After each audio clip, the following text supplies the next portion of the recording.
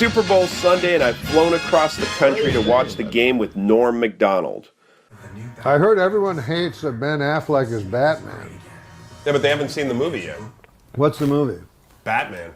Norm is one of the funniest people on earth, and maybe the most original. To a podiatrist's office. A moth goes into a podiatrist's office, right? You are correct. From his first TV appearance on Letterman, You don't look at Deadpan zero. I'm not kidding you there. his Saturday Night Live, his movies, and even most recently playing Colonel Sanders on Kentucky Fried Chicken commercials. It's finger licking good. He twists comedy in ways that don't seem possible. But one big news story: Twister is the big what do you call it? Movie. Yeah. Twister's the big movie, and I got some news. Apparently now they're thinking about Oscars for the movie. Yeah. They're thinking of Best Actor for The Wind.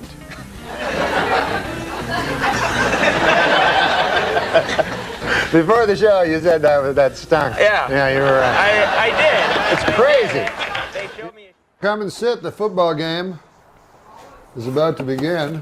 I show up during the pregame. Some celebrities crave attention or surround themselves with handlers. Not Norm. He's just a guy in an easy chair chomping down tomato sandwiches as fast as his mom can pump them out. Do you want to sit down with us or no? And in foreign news today, there's this. You know, my favorite update joke was, yippee! Jerry Rubin died today. I'm sorry, that should read, yippee Jerry Rubin. That's a good one. I like that. I remember that one. Rumor was he was going to be replaced as a KFC pitchman on this day.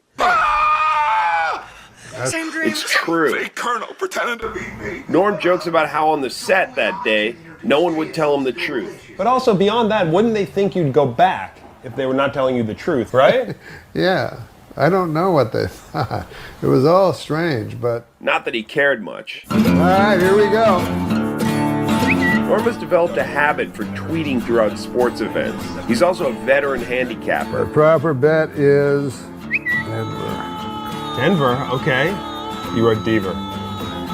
So it's worth noting, Norm has had some problems with gambling in the past, but he knows how to pick a game. The problem comes when he starts picking every game. Well, I remember when I was hosting Saturday Night Live, I had every hockey under. There's like 14 games. When they say, oh, just gamble what you can afford, well, then there's no gamble to it. You know what I mean? What's the gamble? Yeah. We talk football, then we move to Russian literature, a genuine passion of his. But Gogol was an ultra-realist. Fact is, Norm can have a conversation about almost anything. Put a knife in and twist it around your brain. So were the Yoko songs those experimental weird things? Now we're at a point where there's 1,011,030 guys. God damn, there's the interception. We talk about his career, but it's not to boast.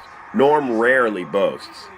It was so hard because I had to act in it, you know what I mean? And I can't act, so that was... Norm is not just good, he's the best. I didn't steal them. I paid $1.50 for these. He's unlike virtually anyone I've ever heard tell a joke.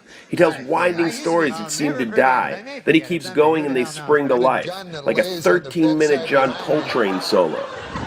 And then this hellish facade once How long a drive was this? We head over to his other condo to watch the game with his son. Ah, what are you doing? Just like before, Norm sits down, opens his laptop, and we watch football. Oh, no, that's going to look bad for Cam. You got that hit out because it takes too long. It's no longer like I'm with a comedic genius or even an interview subject. I'm just hanging with a guy named Norm. By the ref. I understand why David Letterman had him on as the last stand-up of his late-night show. He's not sentimental, and I say in truth, I love you. Oh, my God. He's just a genuine guy. Oh, my God. Oh, my God. Oh, and the Broncos won.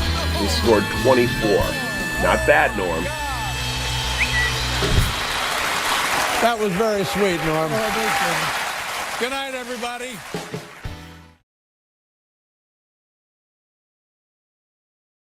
Wanna get da da da da da da da da da da da. and get this fixed. Come just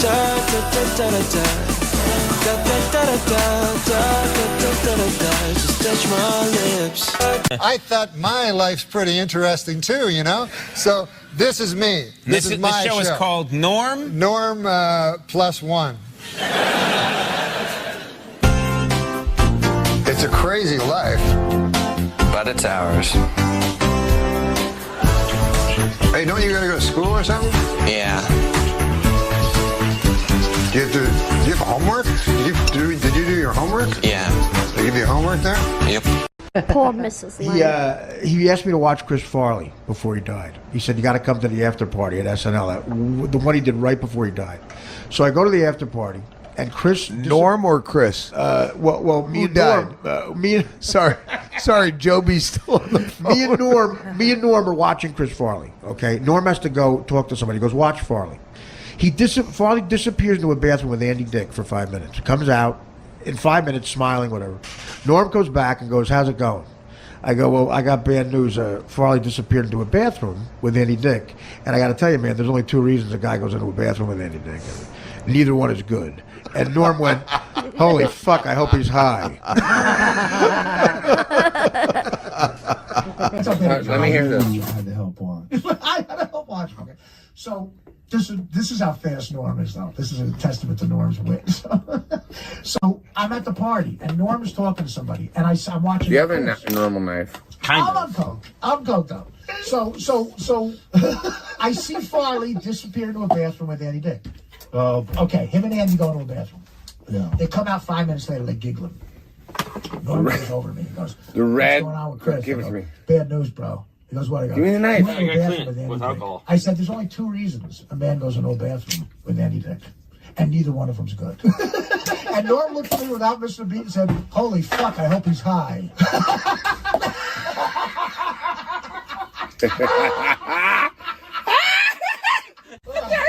Do you get it? I never heard that. Norm say that. He went, holy fuck, I hope he's high.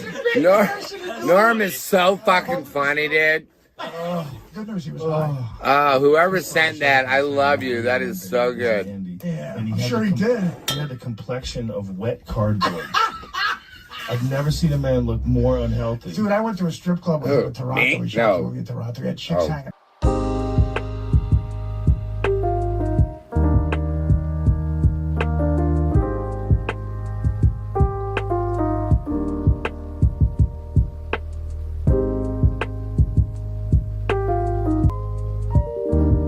But you remind me of a guy that's good at fucking. I love it. Fucking and sucking.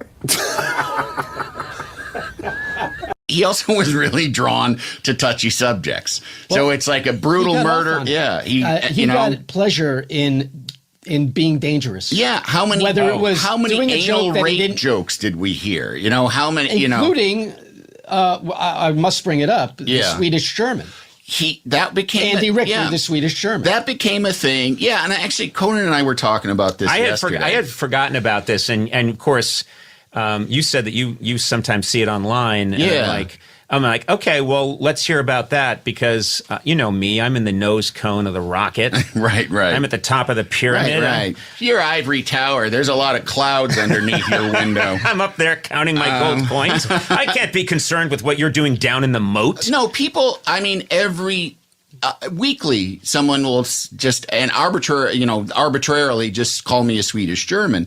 And it was explain what that means. I know. Well, I mean, I know they're Norm fans because Norm would do, and Norm was also like kind of a traditionalist. So he did the, talk to the talk show host, but then there's this guy over here, this one. Let's make fun of him. Yeah. And a lot of his jokes, like I say, he was drawn to the things that you're not supposed to say.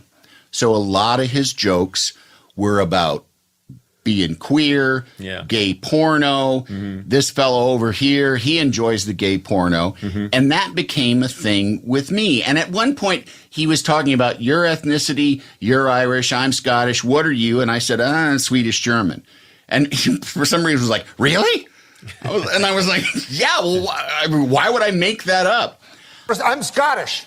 I'm a Scot. You're Irish. Yes. What are you? Swedish German. Swedish German? Are you really? Yeah, really. Why would I lie about that? It's not funny. It's very odd, 'cause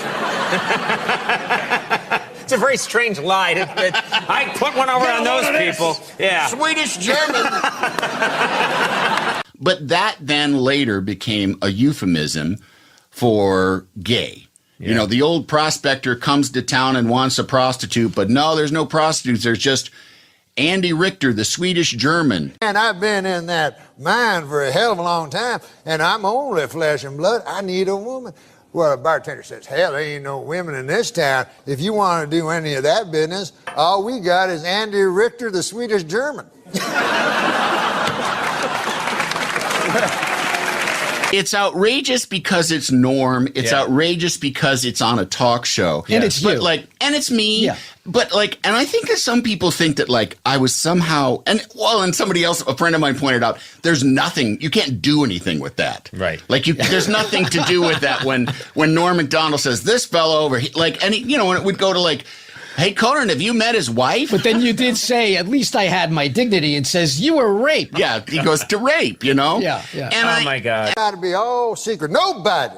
I say nobody can know about this. Bartender says, well, 4 people know about it. How do you figure that? He says, I'll know about it.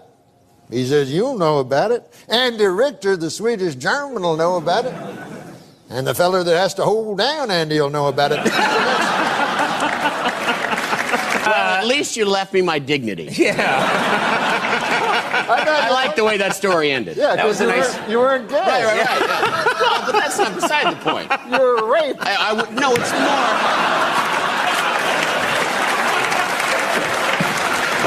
It's more that I wasn't prostituting myself. And I said, but I never was that crazy about that because I would think, I'm sitting there and we're in a studio and we're laughing about it now. And it is the point of that joke is this fella's a queer. Yeah. And it's a very, very old-fashioned, retrograde joke that we just don't do anymore. Right. And some jokes that we don't do anymore, we don't do them anymore because they shouldn't be done. Right. And we shouldn't have been doing them in the first place. So I was always thinking about the gay people that work on the Conan O'Brien show. Yeah. How do I look them in the face after being there and hardy-harring about the punchline being that I'm a gay fella?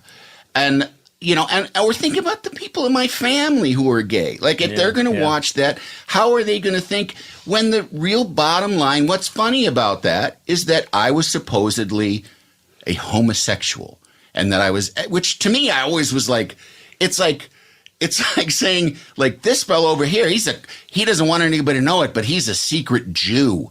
His kitchen's full of matzahs. It's you would go what are you talking about?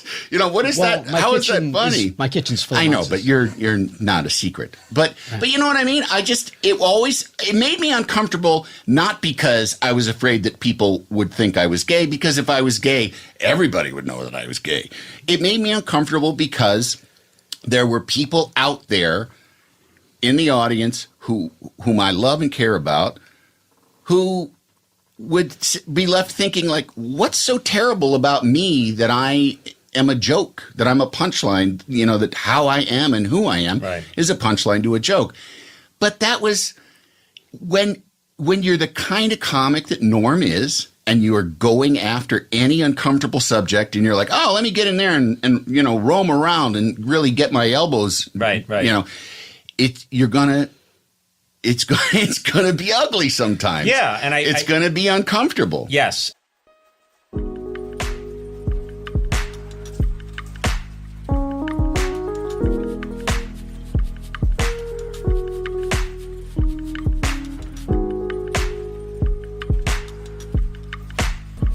He also really enjoyed being around other comedians. That's where he seemed to really come alive. I mean, he was a stand-up, but he also really liked being in a a situation with other comedians. And I've had people say to me, did it bother you? Because like I said, I would be the butt of the joke sometime, and I would say no, that's him. That's practically him showing love to me. Yeah. He would not insult me if he thought that I was somehow inferior. It's like being insulted by Rickles. Yeah, it's like he's inviting me to play when he's making fun of me.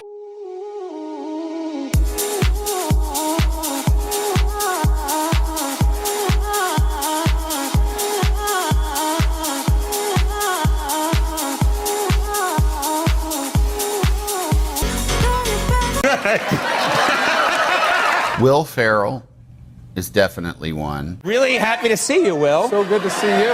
So good to see everyone. Yeah. Okay. Yeah.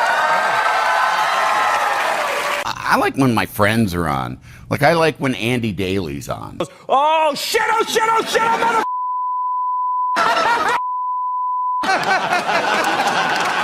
Will Arnett's a lot of fun. You did a lot to promote Teenage Mutant Ninja Turtles, including you retweeted a picture of Miley Cyrus's underwear, wearing her underwear. Well, I think we have the photo here. Yeah, she tweeted that out, and I figured, it's if you retweet a person's crotch, maybe it'll go viral. Right. So just because... But like in historical terms on the Conan Show, Scott Thompson was a wonderful guest. He used to come on all the Boulder's great. She hasn't been on in ages, though. Everybody, it's my little sister, Stacy.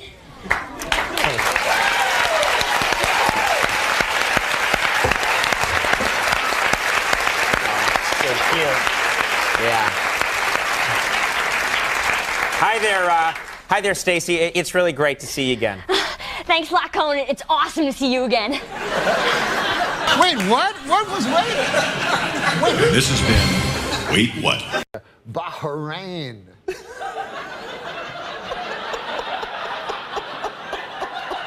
Adam, I got to talk to you. You've been working with all these guys. You've been working with Norm. Yes. Probably.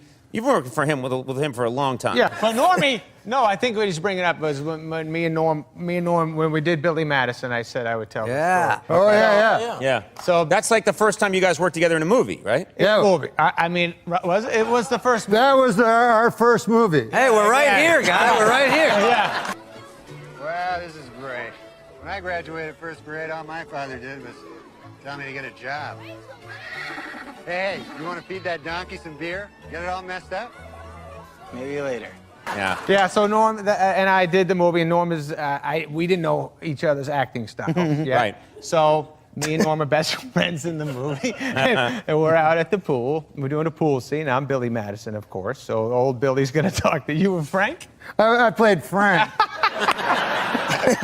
You're gonna turn and clarify everything. I get nervous with Normie behind me, but Man, why did I have so many drinks I can't remember? What's today? October? It's Nudie Magazine Day! So anyway, I'm doing a scene with Norm at the pool, and I tell him, I say my line. I think I did it very well. And then I'm like, let me see how Norm, ping-pongs this line back. and so there was a little bit of a delay, and I was like, old Norm likes to take his time. Yeah. And then maybe it's an acting technique, right? Maybe he's going deep for this. Yeah, right. And then I'm waiting a little longer, and I'm like, wow, he's really milking this one. And then a few more seconds, I noticed old Norm was sleeping. Right? Remember that? I got to start. Sir. You fell. Oh, man, Billy, I just thought of the funniest thing. Billy? Where's Billy? He's in school, man. Oh, yeah. Asleep while the camera was rolling. Well, they wanted me to play a drunk. That's right. That's right. And so I said, you got some booze? No, but also he called me Frank, and in my mind I was thinking, who the is Frank? That's right. You know what I realized with that movie as I was doing it? Because the movie was grown-ups. And I, in the movie, kept going, like, every time they were at a scene, I kept walking up and going, hey, guys, can I be in it? Oh, yeah, it was at the beginning and end of every scene. So I realized that halfway through, wait a minute. Damn, no, it was the best. You killed the hardest at read-through, too. This feels like a guy trying to get in a movie. It was like I had shown up on the set. In real life, I'm a famous actor, Norm MacDonald. But in this movie, I play an unknown man named Geezer. Hey, Lenny! Lenny, old son of a bee sting. I heard you were in town. You remember who I am, right? Yeah. The guy from on Golden Pond, right? On Golden Pond. You still got it. It's Geezer. Well, Geezer, I play Geezer, who is me, actually. Geezer's just an old chunk of coal that, you know, they're going to have a 4th of July fireworks on the lake, you know, on a barge. Can I at least go with you guys to that and watch it, you know? It'll be like the old days. We used to do that. Well, hey, if we didn't, we should start. Look, I'm not going to lie to you. Geezer's always like the odd man out. Hey, Lenny, you guys are all eating here. How come nobody phoned me? Well, no, we just kind of ended up you here. You make me sound like I'm some wicked witch of Milan. I need donut for I do good things. I do charity for children. Yes. Well, hey, is that your wife sitting on the cracker? Yes. Well, he wants to be a diamond someday, just like everybody. So I says to the judge, I says, if it lasts for 6 years, it isn't really a temporary restraining order, is it? Whoa, hold on. The idea was Fred and Adam were talking, and, you know, instead of just having actors, just make it all guys that Sandler knows and loves, I hope. He loves me, because I love him. Hey, it's me, Geezer. I'm your husband's best friend. It's so fun to be around these guys, because Sandler is, like, hysterically funny. Chris Rock, David Spade, Schneider, Kevin James is incredibly funny. So being around these guys, it's hard. It's very hard for me to be the funniest of all. But I do it. I manage. Man, Hilliard's daughter is looking incredible. Oh, yeah. The blonde or the brunette? The hot one. Ooh. Finally a man shows up. You like what you see?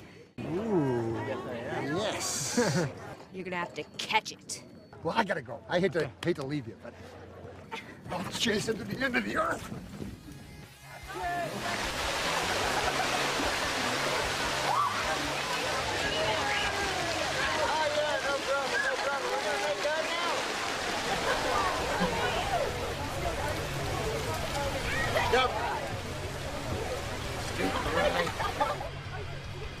What people don't understand about movies is you have to memorize literally hundreds of words and then say them in a row. Lenny, I didn't get to hang out with you all week. Oh, Geezer, we're hanging out now, aren't we? I'm sorry, man.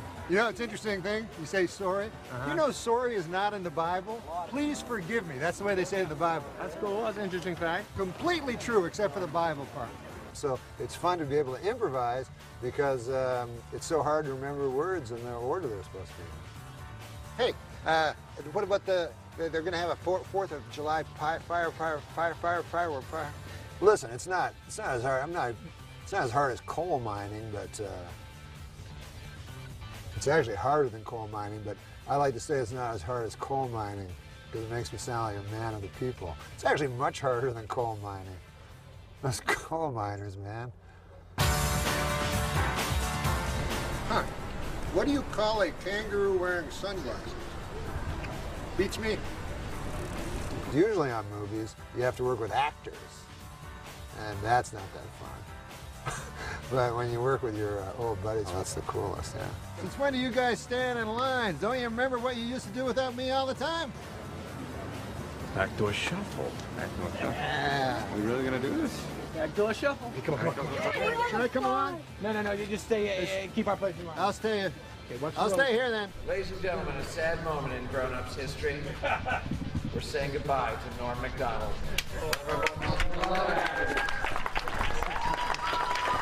Thank you very much. Never the grace to the shortest water. Thank you, Dennis. These broken pieces I hold in my hands don't have a chance to mend at all. Before they get thrown into chaos again, I try to pretend I'm whole enough to stand in this world, so I stay. Too magic to win. I'll play you over and over. The porno magazine that they're putting in is Hairy Guy's Ass Illustrated. Really? Yeah. Well, if you're going to only allow one, I would think that's the one, you know, probably. It's a good magazine, though. It is a good, you know, It's not all just pictures of hairy guys' the ass. articles are good, actually. Yeah, I just read it for hairy guys' asses. Well, see, that's you, Andy. Just people are all different. He was telling me before the show last week he went to the hairy guy's ass mansion. It was great. Why didn't you? Andy has all the fun. He gets to all the big celebrity parties. Right. Him and Jimmy Kahn. You're picking Dole because he can do an impression. Yeah, you know, your reasons aren't much better. If I was going to pick a guy just because he showered with a lot of black guys, I'd pick Andy or something like that, you know? You know? People don't have to know that. No, he used to play ball. He used to play college ball. Sure, he was, yeah. In every branch of the armed forces. Do you have a hero? Norman Fell from Three's Company. That's your hero? Yeah. Mr. Roper. Yeah. No, Mr. Roper? Yeah. That's not a good hero. That's all I got. Better than this guy's hero is some gay porn actor. Anyway. What are you talking about? What? I don't know. No. That doesn't mean a guy's gay. I'm not saying that. Because a guy watches gay porn all the time? Cut to a single. Just of Norm, really? Gay porn. I enjoy gay porn. I'm not gay. Gay porn is a genre that just cuts across all demographics. You know? Young people, old people, straight people, the gay people enjoy it. Everybody likes gay porn. But this guy really likes it. Ruined my reputation, you know. I'll Just tell you in something. passing. This guy is not gay. If anybody's not gay, it's this guy. Oh, I'm so... Seriously. I am so totally straight. Oh, yeah. No, you are. I love the ladies. No, he does. No, he likes girls. Before I start with my jokes, I just want to say, like, I said a thing on last show about Andy enjoying gay porn. Right, yeah. I remember you saying that. Yeah. And I thought later that was just a stupid thing to do. Well, I guess it was all forgotten until you just brought it up. So, he doesn't like gay porn, you know? He doesn't like gay porn. So anyway. I can't stand gay porn. Right. You have to give up stuff on Lent. So every year on Lent, I give up stuff. And I made up a list, you know? Oh, really? Of stuff that I gave up. So I have it here in my pocket. Can I read it? I would love to hear what Norm gave up for Lent. Yeah. Why not? I gave up spending thousands of dollars trying to methodically seduce Andy's wife. No more of that, huh? All right, that's very nice. Good for you. What a relief. Plus, it gets in the idea that Andy has a wife. Andy has a wife. Oh, he does, I know. I have a wife. I know. And no, he has a great wife. I don't like gay porn. No, he has an excellent wife. Don't like it. All right, we're back, everybody. Stop comparing notes on gay porn, all right? No. We were actually talking about the Sports Illustrated, the swimsuit issue. Oh, yeah. You guys like that issue. No, I love it. Andy said it's his least favorite Sports Illustrated. Oh, shut up. He says he can't. Never mind. I'm going to say something. I was talking to Andy before the show, and apparently I made a mistake one time in the show where I intimated that maybe Andy was into gay porno. You remember that? I didn't, but now I do, yeah. Which he is not into, and I never meant to intimate that he was gay in any way. Right. Just that he had an obsession with watching gay porno.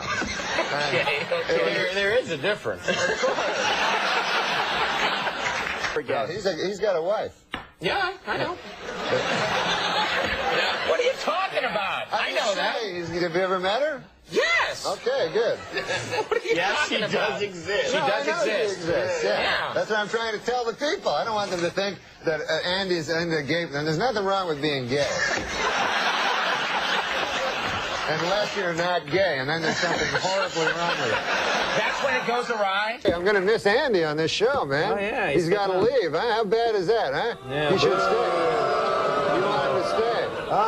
You should stay. Good move. You should stay. Get him booing. Yeah, you killed everyone's joy tonight. No, I swear to God, though, when you sit on a couch for the living, you should think about not giving that up.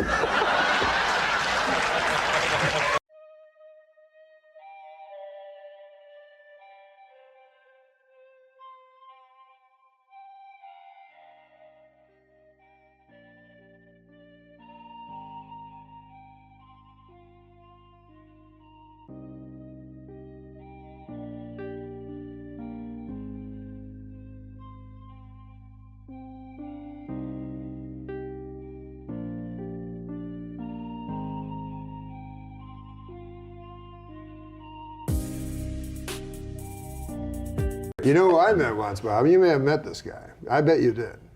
But you remember that book on stand-up written by maybe William Goldman? I can't remember. But it was about Lenny Bruce. It was about Lenny Bruce. I don't think I read that. It was Lenny Bruce. I never met Lenny Bruce, but I know who William Goldman is. So there was a guy that was with Lenny Bruce that was supposed to be the funniest guy. Well, he was Rodney's friend. Joe Ancis. Yes. Joe Ancis, Rodney Now, told I met me. Joe Ancis. No way. He came to Saturday Night Live, and he wasn't very funny. Well, he was an old man by then, right? Yeah, he was with Rodney.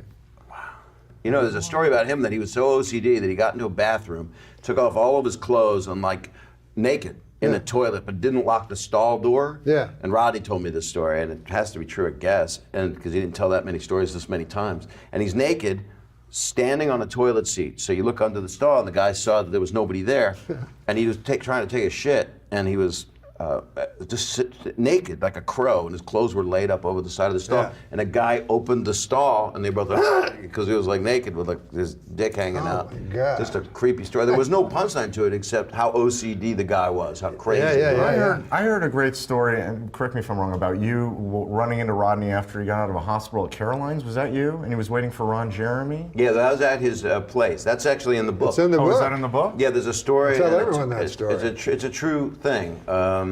That I was supposed to have dinner with Rodney at 7 o'clock on a Wednesday. And I got to his place, and he was in a robe, and he just had surgery, but he was healed, you know, wasn't like hanging out. He had a scar up here, and he said they took out all my guts, lied them next to me, and then put them all back in. That's how he talked about his surgery. It's just like something quick, like Legos or something. And so I got to his place Wednesday night, and his wife was going out with a friend, and he goes, "Bob, you didn't call to confirm." I said, "I'm not late. This was the plan." "You didn't call to confirm, man. I'm sorry. I got Ron Jeremy coming up here with 2 hookers." And I said, "Well, I gotta go. I'm not gonna. I met Ron before. No offense. I just don't. I'm good. I'm gonna leave." And Rodney goes, "Oh, I'm sorry, man. I feel bad." He had a release on the table that just says, "I, Ron Jeremy, allow Rodney to use me in his book," and that was just going to be his signature. That's what it was all for. So Rodney goes, "Sorry, I'll walk you out. I feel bad, Bob." And he walks me over to the elevator, and the elevator was just to his unit.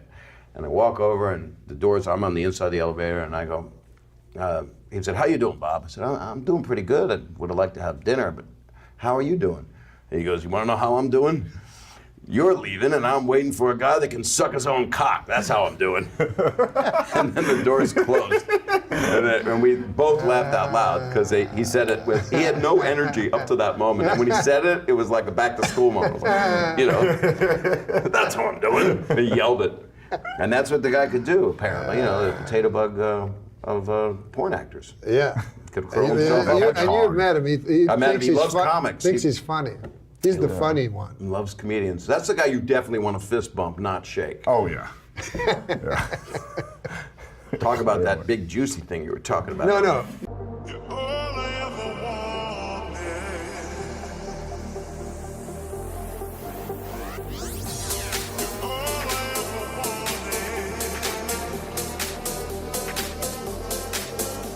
Here's a guy who's very funny, but he's lonely.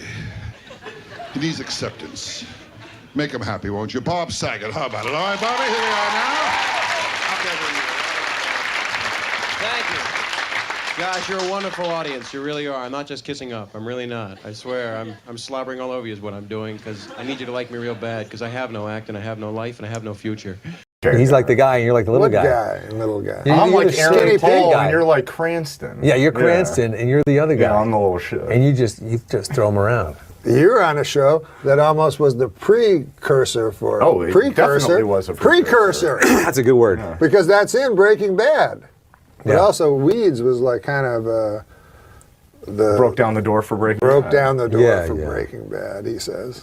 You watch Breaking Bad? Yeah. Isn't that amazing? It's pretty good. You seen it all the way through? I haven't. I'm a you little haven't? behind. I'm a little behind. It's interesting that people are at different levels of everything now. Yeah. You can only do that today. You couldn't do that 5 years ago. What's With that? Netflix, to be behind it, it's like you missed a show. Guess what? You're not watching it. Until Yeah, it comes right, on right. Nick at They Night release- in a few years. Yeah, In the House old of days. Cards is Yeah, all before that, they didn't even have TVs. before That's true. TVs. You Yeah, mean? sure. Yeah. You're saying before TVs? Yeah, nobody there talked were about no Bryan TVs. Cranston. I read a great article in the New Yorker magazine which talked about the last episode saying that, in fact, Walt dies in the car, and that the rest of the episode, when he actually hits the snow and the keys drop from the visor, Right. that in fact becomes kind of a whole fantasy of how Walt wants to see everything end. But Fantasy in fact, dream sequence ending, yes Sure, or no? sure. which I thought was really good, and I just wanted to... That is interesting. There's a comic, a comedian named NORM MACDONALD who I think was sort of promulgating that, and I think he has a webcast I'm going to go on, podcast I'm going to go on at some point to talk about.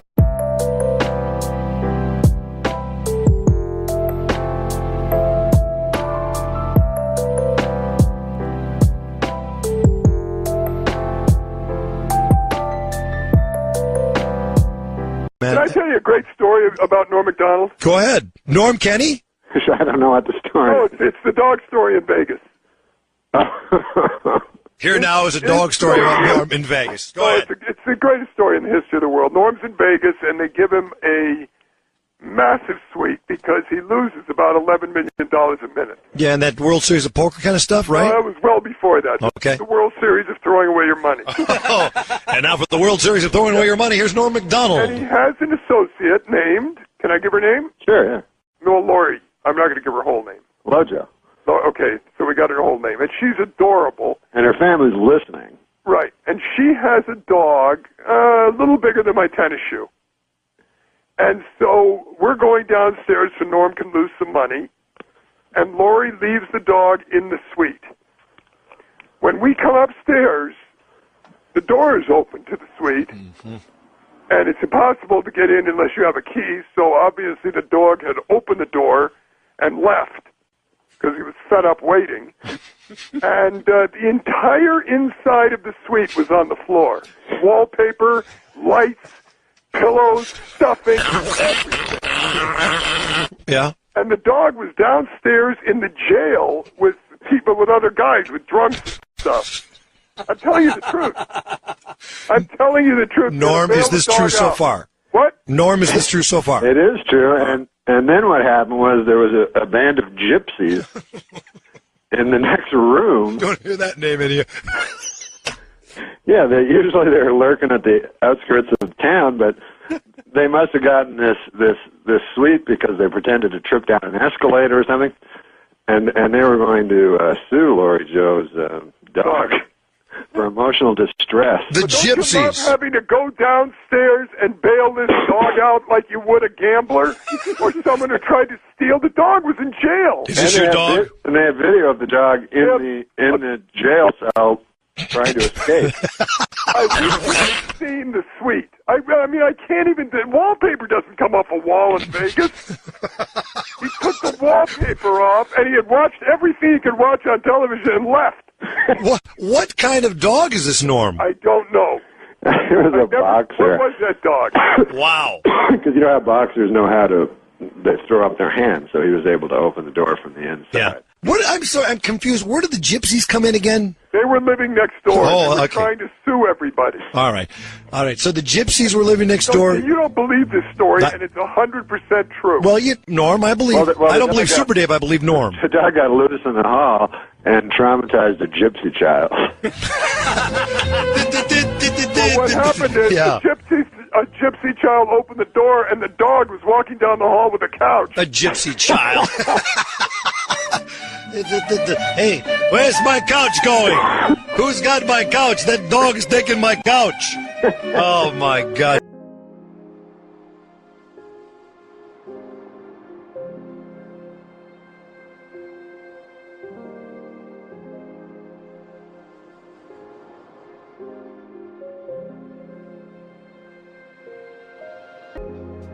You know what was great right before the show went on? Too much sugar.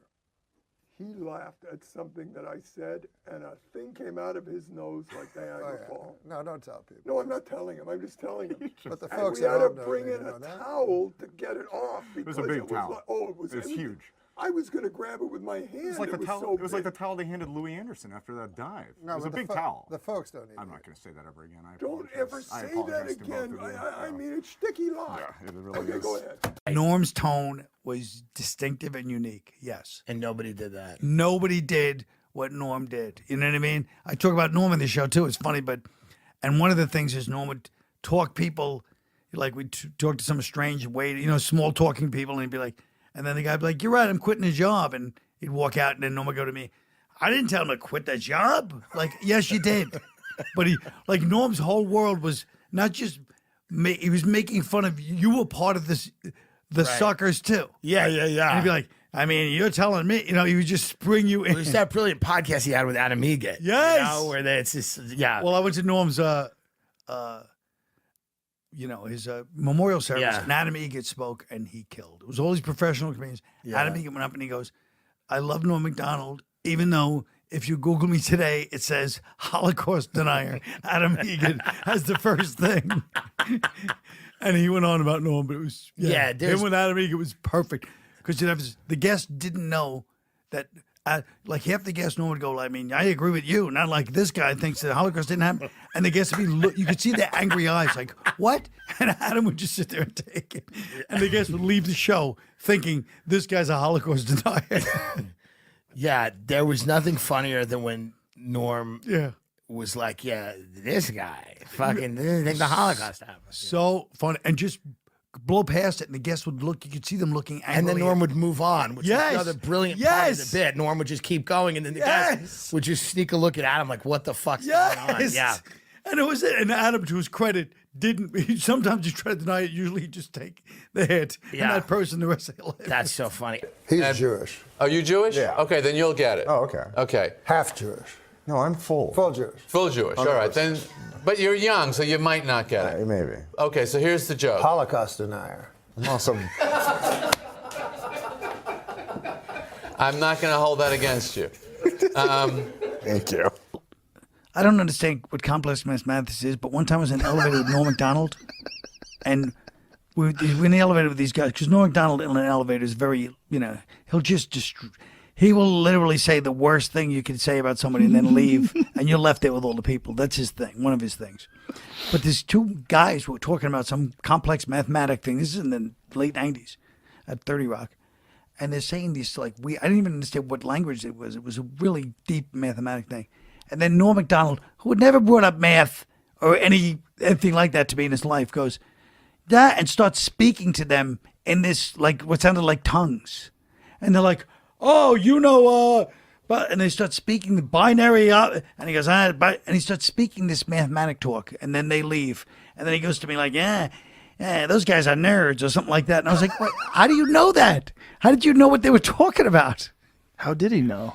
He's like, oh, He's a nerd too. He knows something deep, like he knows these things sometimes. He's a very smart guy. Really smart. Yeah. One of those guys that just, he'll just pretend not to know something. They'll be like, that's like, and then you're like, what? Anybody walks in the room, he knows what they're talking about, Yeah, he's a guy that really should have had a podcast a long fucking time ago. And I know he's doing something now. He sent me a text message the other day that he's starting to do a podcast now.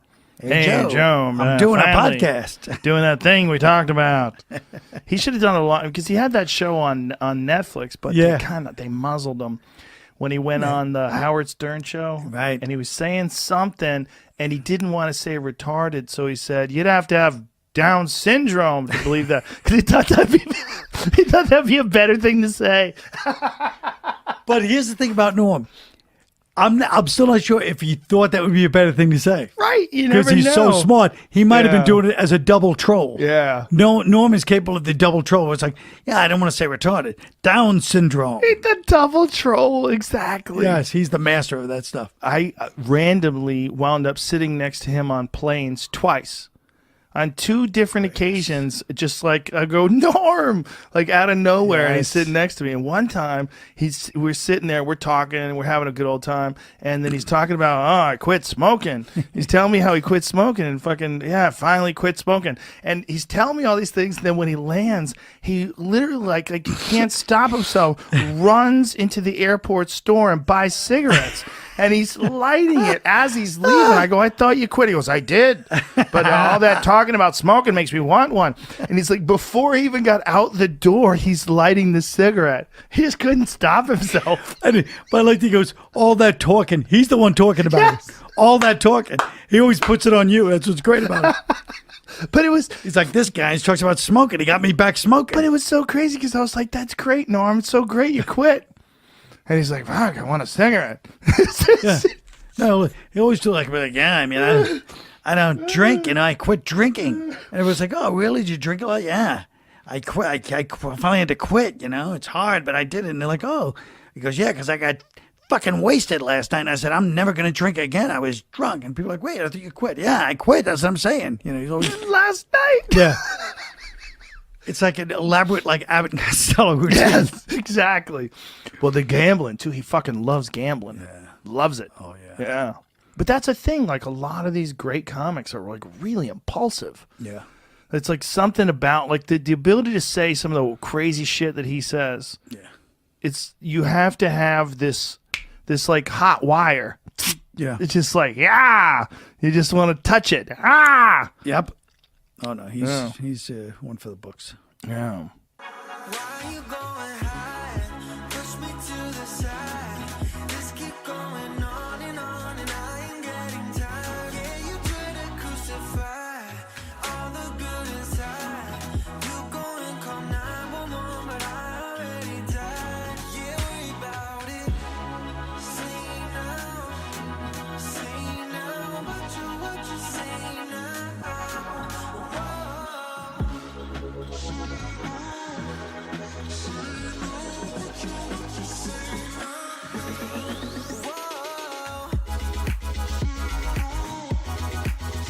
On the subject of SNL, and it's sweet when you took over for Norm, and Gilbert and I haven't said anything. Gilbert, I don't know. Have you spoken publicly since Norm passed about him, Gil? I think I don't know if We haven't said anything on this show, Yeah. which we would like to do now. You both knew him well, but the bartender speech when you took over, and obviously it was a very awkward period for you. Oh God! To be stepping into that role, and also a friend's job. Yes, yeah. It was like we lived in the same building too. You know how you go to your favorite bar and your local bartender isn't there? You ask, where's Jeff? Jeff no longer works here. I'm Steve. And you're thinking, hey, who's this idiot? I like Jeff. But you still want your drink? And even though Steve doesn't mix your drink the same way you're used to, like Jeff, you still like the bar. You don't have to go to a different bar. And even Steve might feel kind of bad because Jeff trained him. Did he ever say anything to you about that? Did he ever give you a He blessing? was so he was so classy in not saying anything. Yeah. You know what I mean? Yeah. So that's all. You have that great I'm Steve, what can I get you? Yeah. The bartender piece.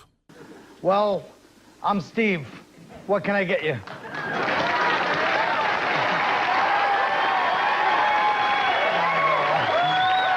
But I wish it would have stayed the way it was. But it is what it is. But yeah, Norm is he's so funny. He was so distinctively funny. Nobody like him, really. No, he had his own thing. You know what I mean? He was just very like Gilbert. I mean, they just have their own. They march to their own drummer, even in a business where everybody marches to their own drummer. They both have that, idiosyncratic thing where it just be like, this is how I am, and that's it, and it's great. But you have to tune to their frequency. It's not like you can just. You know what's funny about that first update you did? Here's Norm being fired, as we all know, by Don Ohlmeyer, right? Because of cutting too close to the bone with the OJ jokes. When in fact he was doing a public service by telling those OJ jokes. And I'm watching you do your first update. There's an OJ joke. It's like the third joke. Yeah. In the February issue of Esquire magazine, O.J. Simpson said that if I had killed Nicole, it would have been because I loved her very much. And then he said, and if I had killed Ron Goldman, it would have been because he accidentally witnessed me loving Nicole very much. Somebody should buy this guy a John Gray book, all right? You shook his hand once? OJ? Getting out of a car? Well, he was getting out of a limo? He was getting out of a limo middle of the afternoon, and I have no psychic energy. I've never had those kinds of things, But for whatever reason, this was in an afternoon. He's getting out of a limo with a girl. It's spring break. It's packed with people. It's Florida. And they're like, hey, do you want to meet OJ? I go, yeah, OJ, he's the greatest running back of all time. great, charming movie star. I shake his hand. He shakes my hand. And he's not even looking at me. He's looking past me. And he shakes my hand. And I felt like a joke of like evil. I swear to God. It's like the Dead Zone. That's what it was like. That's what it was like. And I was like, that was weird, OJ. I love OJ. Well, that was weird energy, Wow. So you picked up on something. I feel like I did, It's, of course, in retrospect, but I remember telling people at the time, so. I was also fond of, going back to your SNL bits, Colin Quinn explains the New York Times. Yeah, that was a good one. And the St. Pat's editorial and Joe Blow. You look like you were having fun, and the best stuff is you and Norm together. That's right. That's right. There's obviously an affection that comes across on the screen. Yes, yeah. And that was the early days of it. It was great. I'm sorry we never managed to get him here. We tried, and for whatever reason, he was as elusive as you. He's more elusive. He's like, he was. I love to do it. I'd love to. And you're like, oh, good. How about next week? Yes. What day? And you're like, okay. Yeah. He's like, all right, call him and we'll set it up. Next week is perfect because I'm doing this. And you're like, hey, I'll say Norm. Years later, what happened? What? I thought I was going to come on your show. What happened? It's like, oh, Jesus, Norm. Well, like you say, march to his own drum. Yeah. My phone. But I'll tell you, man, you got, especially when elections are around, you got to have a lot of, and you're a comedian, they expect you to know things nowadays. You know what I mean? It didn't used to be like that. Like during the Vietnam War, they wouldn't go, wonder what Red Skeleton thinks on this. But nowadays, like I've heard, they go, a comedian is the modern day philosopher, which first of all, it always makes me feel sad for the actual modern day philosophers who exist, They're working, trying to come up with their philosophy, and they go, God damn, you ever hear of this nightclub comic? He's doing some very good work on tautologism, or what the hell you say. I hate fake humility. The idea of like somebody being good for the cause or the resistance or whatever. First of all, that's meaningless. The fucking, you got to go back and look at all that Norm MacDonald shit. You know that interview Norm MacDonald did where he was like, oh yeah, everybody thought Hitler was hilarious prior to him running the power, or like getting into power. There was comics about him and everyone thought he was a big joke. And then he did the Holocaust. So there goes your notion of comedy being powerful. Yeah, that's like, the one where he's like, Norm rules. If you tell me one, right. If you tell me one socially relevant joke that's funny, I'll give you $1 million. Norm fucking rocks. They're like, what about all this identity-based comedy like Aziz and Amy Schumer? He's like, yeah, everyone expects comedians to be modern day philosophers, which I think is really insulting to modern day philosophers. People go to school, study philosophy. He's like, you're not a philosopher because you try to fuck waitresses. I know, man. Norm so fucking good. rocks. He's the best. Try to hit me with your pity till I can't trust, but I still push on. Got me changing my ways, trying to fit poison my. There was a thing I read about Woody Allen, and he went on the stage, and a lot of the people did much better than him, and he was upset, and his manager said, no, it's what you leave on the stage. That was his remark upon Woody Allen. And so I always thought, well, a guy like Andrew Dice Clay would destroy, and have me hitting the wall, as you say, but then afterwards, maybe you'd feel a little queasy. Whereas you kill, and then you leave something nice on the stage. It's one thing to make people laugh, it's another to make people smile. Wow. Obviously a lot of entertaining celebrities, but Norm MacDonald used to come on our show in the early days, and those were, I thought, great television because we never knew it was happening, and it was always teetering on the edge of, it was all about to blow up. It's all about to fail, and it would always end brilliantly, and then he stopped coming around, and it was just a period that passed, and I was always sad about that because I thought, we're a very celebrity-conscious age, and people always think that the best guests are the biggest celebrities. Sometimes, the best guests are these people that you have a weird connection with, and it's compelling television. People see and they talk to me about it later on. Like I'll be out in the world walking around and people will say, I saw that when you were with Harlan or when you were with Norm or with Ron. That really got wild and crazy in a way that they don't see on television now. Have you, over the years, who are some of the people who have been your go-to people? That I just remember Dave in his early years had Terry Garr and he had Sandra Bernhard. Yes. And they were kind of magic together. Who are your... I had so many people. Norm MacDonald was this person who would come... you all know Norm MacDonald, but Norm MacDonald, when we would have him on in the early days, to this day, I've never interviewed anybody like Norm MacDonald. Who was the best guest that you've ever interviewed, and who was the worst? I love Will Ferrell. I also love Norm MacDonald because he comes on and his stories are all invented. None of them are real. They're all old farmers' daughters jokes. And he pretends he'll come on. I'll say, "What's up, Norm?" He'd be like, the other day I was walking down the road and a pirate comes up. I'm like, "What?" Yeah, a pirate comes along and he's got 3 pigs with him. One of them is wearing a hat, one's got a pipe, and then it's just a complete waste of everybody's time that's absolutely delightful and hilarious. And so I love him. Your favorite guests are always like the Bill Burr, Norm MacDonald. Yes. This might go off the rails really fast. I type of guys. Norm MacDonald, one of the great talk show guests of all time. He invented something that Norm MacDonald invented this amazing thing that I've never seen anybody do before or since. It's kind of like he split the atom. It was that revolutionary. Norm would come on and he would, instead of telling you a real story, like if I had you on the show and you're like, "Hey, Bill, tell me, well, and remember when I was living in Chestnut Hill once," and you would tell a real story about what happened to you in your life. Norm tells old jokes as stories that happened to him. Yeah. So I'd be like, "Norm, what are you up to?" And I mean really old jokes from like the 1920s. And he'd be like, "Well, Conan, I don't know if you're aware that I purchased a farm, Conan."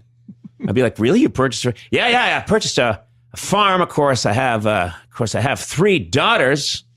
And I'm like, "You have 3 daughters?" "Yeah, I have 3 daughters on the farm. One very attractive, one not as attractive, and of course the third not, well, she's ugly, Conan. She's ugly."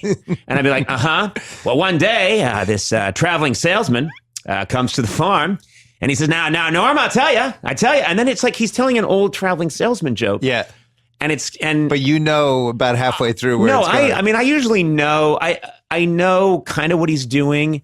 I'm laughing that he has the balls to do this. I'm laughing at the audacity. So I don't even care if this joke lands or not.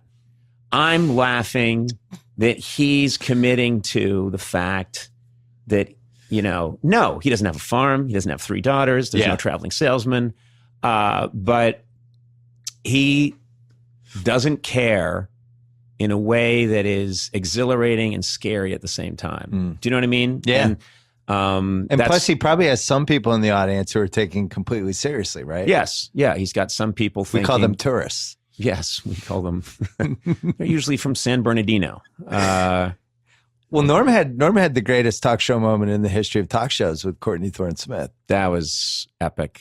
That was so great. And it's funny because it's lived on. Who knew that we were going to have YouTube eventually? We could just queue it up on command.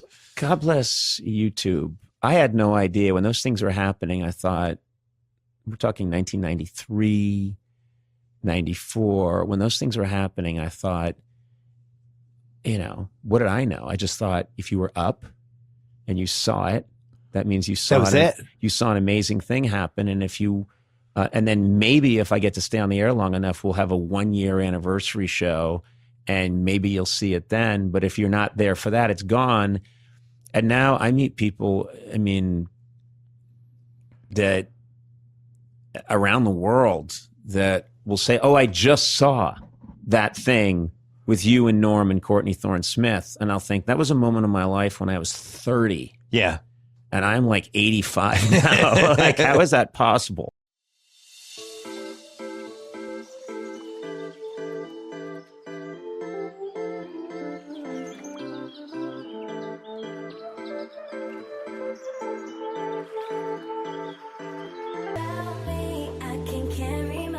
But what's the movie going to be called? Really? I know what it's going to be called. Yeah, what's that?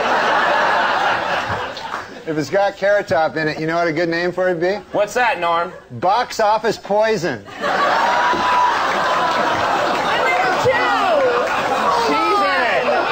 about my career? Courtney Thorne-Smith, the girl sitting to your left, is in the movie. I'm going to go see it for fun. There's this movie coming out. Yes. Title undetermined at this point. Chairman of the board.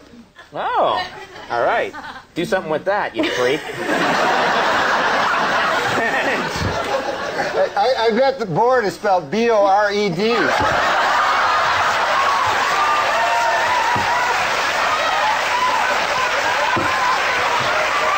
We're talking to Courtney Thorne-Smith, who recently came into the news because of her 1997 appearance on Conan alongside the late, great Norm MacDonald. People resurfaced that clip and the way that everything went off the rails, and it went viral. Again, yes. Yes, it's always been a popular, it's just a classic Norm MacDonald clip. He's so funny. It is, and it builds really perfectly. It's like a comedy masterclass. But so how did that feel? I mean, you said you just watched it again this morning. How did it feel watching it? It was so much fun to watch it. I remembered it as being great fun. And I remembered, normally after a talk show appearance, it's kind of like, was it okay? I don't know. It was fine. You know what I mean? But I remember just having so much fun because I'd just been out there laughing. Right. And then people would say, was that okay for you? Was that okay? And I thought, to me, watching it, I thought I just looked like someone who was having a wonderful time. He was making me laugh so hard. Conan was perfect. lovely. Yeah. Well, I authentically was having a great time. I mean, so I thought, so interesting that people say, and Conan, of course, is like, are you okay? Are you okay? I was like, did you not see me? I was laughing so hard, I was crying. I couldn't even breathe. I just thought and I watched it afterwards. And also I've seen him over the years. I'll run into him and they'll check him because maybe a show had just been on. But I watched it and I thought, I was there with Andy and Norm and Conan. And I thought, what a heavenly place to sit. Like, if someone said you get to have dinner with those three guys, we'd say, are you kidding? And you would expect to just sit there and laugh. You wouldn't expect to have deep conversations. You wouldn't expect to get a word in edgewise, but it would be delightful to just sit and laugh. And that's how it felt for me. And that's exactly what happened. Yeah. Exactly well, I think that's what people are responding to is you weren't able to get a word in. It was just Norm was a steamroller and he was, The second there was a pause, I think after a while, both it seemed like you and Conan were kind of like, he's coming back in 3.2 seconds and go. And he just kept interrupting. Had you met him prior to that taping that night? I don't think so. Right. I almost think, in a way, it was like, I almost felt like he was trying to flirt with you on camera is that a crazy thought? Just that he was... I think he was trying to impress like you. it was his mating ritual. Well, I hadn't remembered until I watched it again. They said in the beginning they had a crush on me from the Tom Snyder show, which is also hilarious. So it started off on this lovely note. I mean, you can't, it's not going to get much better than that. He suckered you in with that, and then it was like... I don't mind being teased. That's how my family communicates. Right. That's how my a group of girlfriends I've been friends with for 30 years. To me, like a generous, loving tease. Now, if he was saying something mean about me, it would have felt differently, but he wasn't. No, not at all. It was just funny and light. Well, you were a guest on Late Night 6 times. So this was somewhere in the middle there, which made me happy, too, because I was like, okay, at least you had some other normal appearances on the show as well. Where you got to talk. Where you were allowed to talk. Yes. Be interviewed. It wouldn't have bothered me, though, because... like I said, talk shows. It's this very strange thing where you have to talk to a pre-interviewer and you have these set stories and the host sets you up. And Conan's so good at this because even though it's set up, you still feel like you're having a conversation. When Norm started going, it just felt like a relief to me. It was like, oh, great, especially when we were talking about chairman of the board because, that was not, say, a project of great pride for me. And I had to promote it. And I think I was there to promote it. But Conan started with Melrose Place because he probably thought that was more interesting and then went into chairman of the board. And I was so happy when Norm took it and ran with it because I didn't know what to say. Like, it's one of those things, it read as funny. I had high hopes for it. I did it. Right. The experience wasn't great. And I thought, oh, this is not going to be what I'd hoped. Like, you thought, you never know, this could be amazing. I'm sure that happens a lot, where it's just there's so many levels at which things can go wrong, and even in editing. Yes, and look, granted, you're doing Carrot Top's first movie. You might say you might have had an idea, but you also don't know. Like Courtney Cox did The Pet Detective, and that was with a relatively unknown Jim Carrey, and that turned out amazingly. So I thought, you never know, but I should have thought that probably doesn't happen twice in a row. You Right, in the same year. Probably something you finished filming like a year earlier, so you probably were like, oh my God, I did that movie. I've got to talk about it now. I forgot I did it. Yes, I think I kind of hoped it would kind of fade away. And then they said, you have this in your contract. You have to go promote it. So I went on Conan, who's a very safe place for me. And like I said, he was my favorite host. I felt the most comfortable there. And it was 1 a.m, so there was no pressure. It was 1 a.m. Well, the whole show felt, him. He's so lovely as a person, and he's so irreverent. And I thought, well, I can just go in here and have a nice time at least, and then I'll be done. I'll do my duty. And then Norm started, and it was just a gift. It was just great. You do it. You do it. Rock on. And I got to just sit there and laugh. I was beside myself. I was so happy. That's great. And he did really get word out on the movie. I know. I was going to say, it was probably the best promotion that the movie got. Well, it wasn't really. It wasn't great promotion, but the movie wasn't going to sink or swim based on promotion or not. It was just, it was going to sink is the truth of what was going to happen. And but I got to have a really fun talk show appearance, and it happened once before.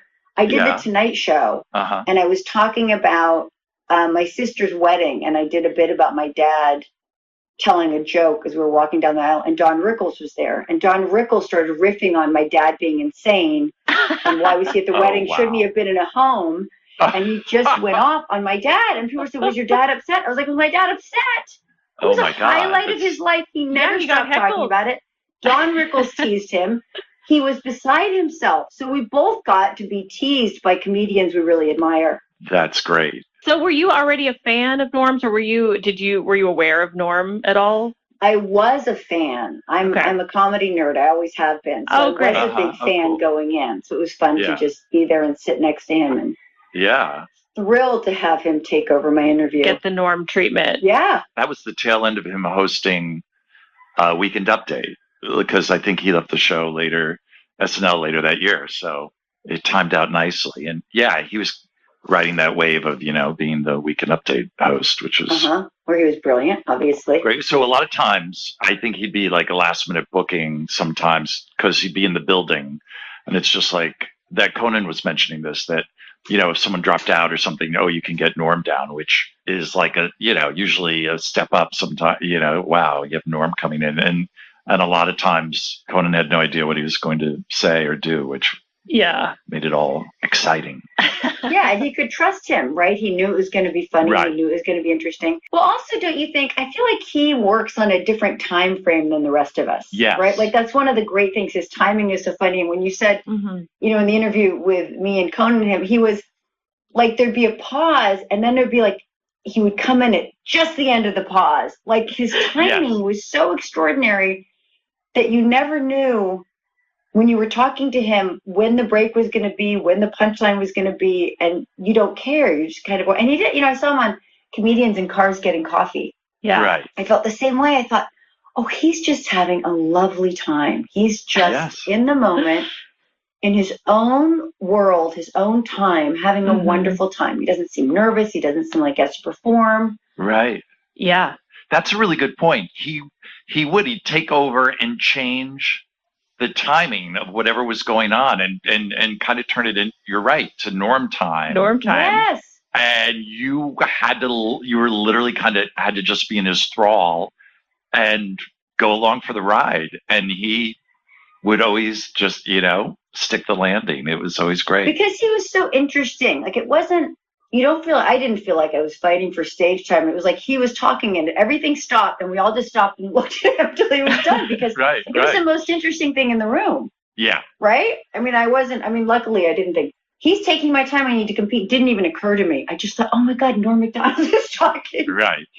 This is amazing. And I don't remember any other example on late night where he would just kind of take over like that during someone else's interview. It was just. Yeah, I wonder if he felt bad after that. Yeah. I don't think so. I think but like as I was saying, when they saw the shot, it had all of us in it. Mm-hmm. You know, Right. Andy, Norm, me, and Conan. Yep. So it was like we're all there together, hanging almost like we were a panel, and we were all there together. Well, and I love, you can really see that Conan doesn't know what's coming. I mean, and I know Conan loves that too, when things get derailed and he's like, all right, we're throwing the note cards out and now we're just following this new thread. But yeah, you can really see it, the joy that he's like, what's about to come out and how am I going to react to that? Well, and I think the reason that chairman of the board final joke is so memorable is because Conan tees it up. Like, you know, he goes, what's the name of the movie? And you're like, chairman of the board. And then he just turns to him and goes, do something with that, you freak. Like, What's the movie going to be called? Really? I know what it's going to be called. Yeah, what's that? If it's got Carrot Top in it, you know what a good name for it would be? What's that, Norm? Box Office Poison. She's in it. What about my career? Courtney Thorne-Smith, the girl sitting to your left, is in the movie. I'm going to go see it for Courtney. There's this movie coming out. Yes. Title undetermined at this point. Chairman of the board. Oh, all right. Do something with that, you freak. I bet the board is spelled B-O-R-E-D.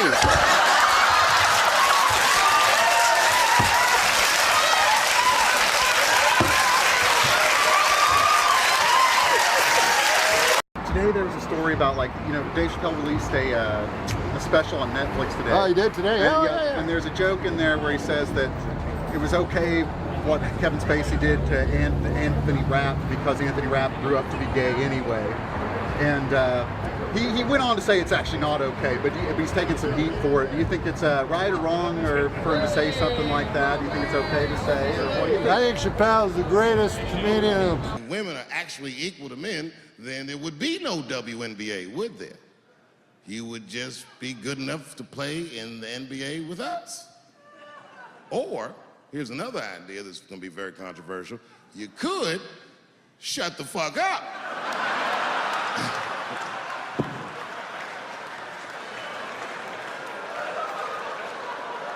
After closing out a successful first season, the WNBA is considering several changes to improve the level of play in the league next year. Among the proposals, extending the playoffs, increasing salaries, bringing back the three-point line, and replacing all the female players with guys.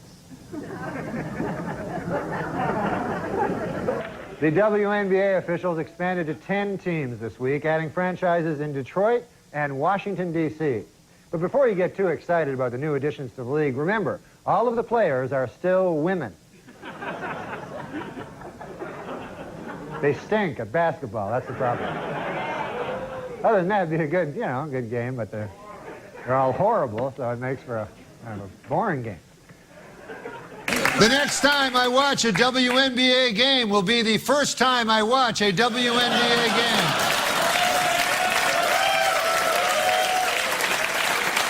I know more than half the people in this room have been molested in their lives. But it wasn't no goddamn Michael Jackson, was it? This kid got his dick sucked by the king of pop. You know how good it must have felt to go to school the next day after that shit? Hey, Billy, how was the weekend? How was my weekend? Michael Jackson sucked my dick. And that was my first sexual experience. If I'm starting here, then sky's the limit. Yeah. I mean, even like you say, your unwanted WNT allegations against Michael Jackson, there had to be kids that were like, well, this is pretty cool. Yeah. This is not some old priest. The rule is that no matter what you do in your artistic expression, you are never, ever allowed to upset the alphabet people. You know who I mean. Those people that took 20% of the alphabet for themselves. I'd say the letters, but I don't want to conjure their anger.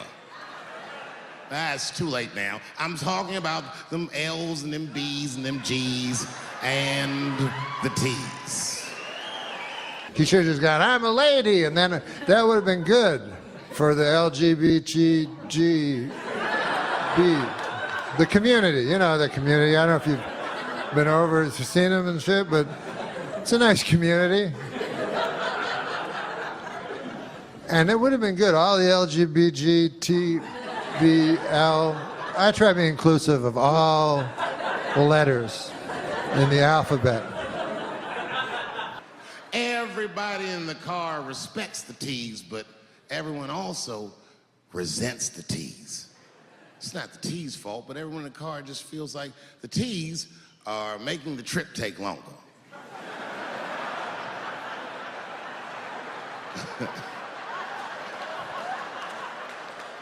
I'm saying, do you think any of them go, I wonder if those, do you ever think at the meetings they go,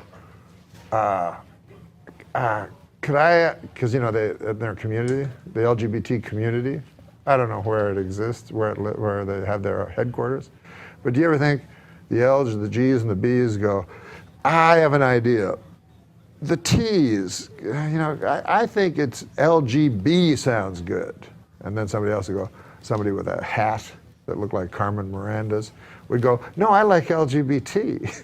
And then the other person, you're gonna get a lot of trouble for this segment. I'm not. What? I'm not. I love everybody. You know what I mean? Without love, what do we got? I don't care if a guy's a guy, a girl, a guy, girl, I couldn't care less. I love them all. What do you make of... I'll have sex with any of them. So you're the B? Huh? You're the B?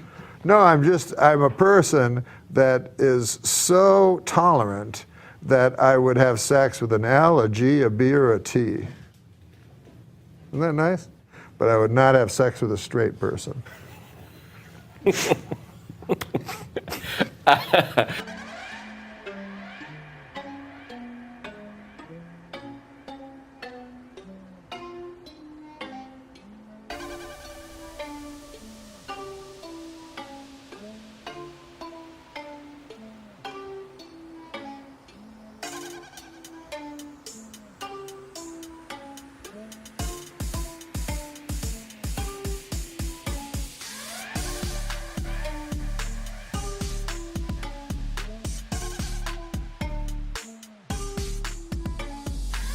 Why did you leave Indiana? Because I had worked at a television station for 5 or 6 years, and I was getting tired of that. I mean, it was fun being on TV.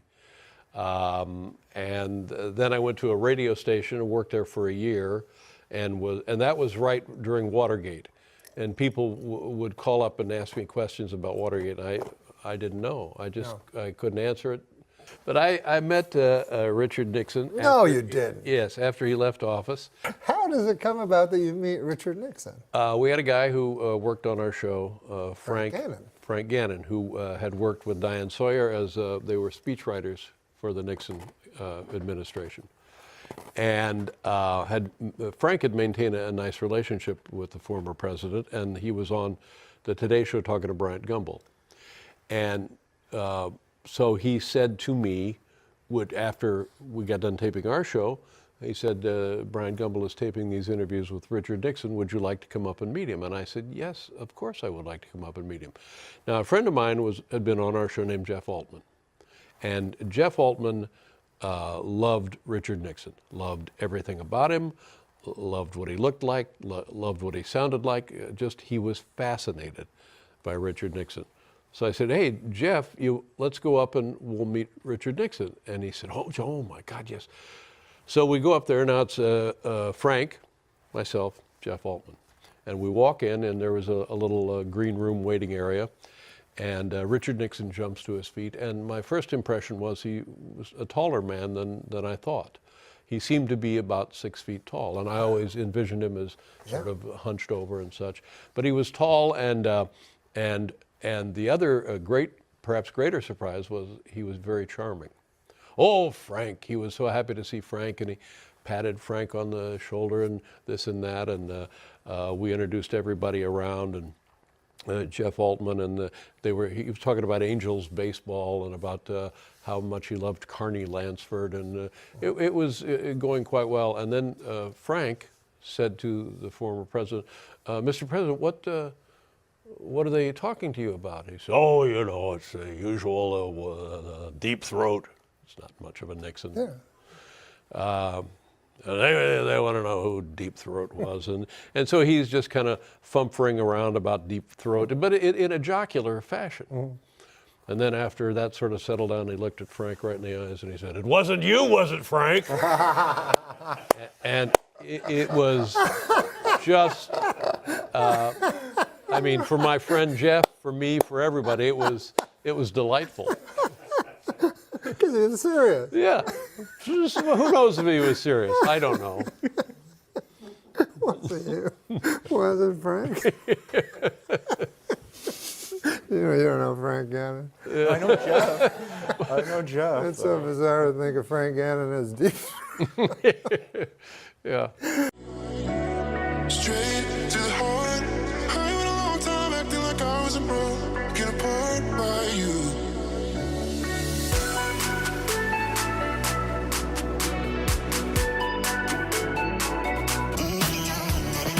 Says now when Howard Hunt and G. Gordon Liddy broke into the Watergate Hotel, they were wearing wigs and listening devices. And Richard Nixon goes, "Well, I suppose you could say they were wearing listening devices, or perhaps you'd call them hearing devices, and wigs." Would like to say a few words about his memorial. Yeah, David? Norm, Dana, thank you. We went to a memorial, and I'm only bringing this up because Downey's on today, and we did an intro for him, but I just wanted to do because I just went to this thing, and it was supposed to be more of a celebration. You know, it was kind of a funeral. We never had a funeral for Norm, so it was like a good way to everyone get in the same room. I think it was called a memorial, but I thought that wasn't too catchy, and they shouldn't trademark it. It's not catchy like Toyotathon, you know what I mean? So it was supposed to be like a light-hearted thing, but you know, those things do get heavy. Yeah. No matter how fun you want it to be, and no matter how much Norm would have wanted it to be light. And so we all gathered. The only interesting thing was, I think they're doing some sort of documentary for Netflix because it was filmed. And that's, you know, they wanted me to speak, and that's harder when people are filming it, as you know, because it's a serious thing, and it's embarrassing. It's hard to speak anyway in front of people. And the funny part, you know, so Conan went up, he kind of hosted it. The audience was peppered with, like, you know, SNL people, writers, comedians, Dave Attell, Bill Murray from SNL, Sandler, Conan. I mean, Smigel, all these people are everywhere. So a little intimidating, but all friends. And Dana, I don't know if I told you this. So Conan speaks. He brings up Lori Joe, who's Norm's right-hand man, been with him forever. She's the greatest. She set the whole thing up. Ted Sarandos had COVID. He couldn't come. And he's the biggest fan of this whole thing. So by the time Downey spoke, and he was great. And then I went up to speak, and there's stairs going up there, and Conan goes to shake my hand. I wipe out in front of everyone, on my face. I don't even do any jokes. I don't go, not funny, Norm. You know, I didn't say anything. I just said, got up, went to the stage, did my little speech, 4 minutes, got off. And then a couple of people, Molly Shannon, a lot of people spoke, Nealon. And then we were sequestered to another room, another whole building where 6 of us watched his special. That was the interesting part. So he did a special, you told me Dana. about that. What was it? How did his special happen, Norm? So you know how I used to do those monologues during Corona where I'd sit at my desk? It was like that. He had a microphone in his hand, And Lori Joe was filming him, and he just said, I keep trying to do my special, but he was getting weaker, which we didn't know. And they kept shutting down theaters, and they wouldn't let him go. And then he goes, I'm just going to run it once, just kind of say it out loud. And then he never got to shoot it. So they said, let's use that and kind of make a documentary. So 6 of us watched it. Mm-hmm. So It's he's very just weird. in his room with Lori Joe with a mic going. No right. audience, Yeah. no nothing. Yeah. Even speaking at the funeral memorial, it's very hard when there's like a dolly shot, when you're talking and it's like, push in, he might cry. No, I'm not crying at this part. That okay, is- that is pull back. different. Yeah. It's just definitely something, they filmed the Comedy Store with Bob Saget. I thought that was just odd because I think people at home don't know when you make fun of someone at something like that as a comedian, they probably think it's very mean, but it's all of us just lightheartedly making fun of Norm, also saying something sad, whatever. So here we are watching the special, Dana, and very interesting. It's about almost an hour. He's got classic Norm stuff. Some's very rough, where people would be offended, which is good. And some stuff just really kills. And some stuff he meanders. But, he hasn't had a chance to polish it or anything. It's just, hey, I'm going to run through it. So it's not really, we were discussing that. Would this work in a crowd? Yes. But Norm has for what he does, it was perfect. They're going to really like it. And we talked about it, discussed about mostly everything was just positive, of course. And excited to be a witness to that. Did you ever get like a wave of just the surrealness of it, or a wave of like sort of, it's just so strange to see your friend, knowing that I definitely he's gone. cried. It I just definitely seems- cried. I didn't at the memorial, but that one, he starts talking about his mom, and you're watching a guy, and this is the last time I've seen him because I've seen him before that, but it was right before Corona. So I haven't seen him, and he looks a little different, and he's a little gaunt, and then you hear him talk, and he was pretty sharp. I mean, it wasn't like, he was smoother than my special. Like, he never looked down. I'm like, does he have a set list? What is he looking at? How does he know what's coming up? There was like, no, maybe they tightened it up, but yeah. So definitely we're seeing, and then we talked, and then, we had that Adam Sandler taping after that. So, which is coming up soon. So it was a long day. Sandler was in there too. And I just thought it was interesting. And I thought people should know we finally got to have something for Norm. We never talked about it ever. I never talked about it. And I'm glad I got to see it, but it was a little bit of a crier at times, I always like to think when someone's gone that they're still here. I kind of hear their voice in my head sometimes. And I think what they would say about everything, I don't know. I'm in denial about people being gone. And also in the last 2 years when I haven't seen him, or a lot of people, you just think they're out there. You just don't see them. You know, like you'll run into them. And with Norm, you're just thinking if Norm was alive, he wouldn't want to be here because it's an odd situation, and it's hard to be at those things. And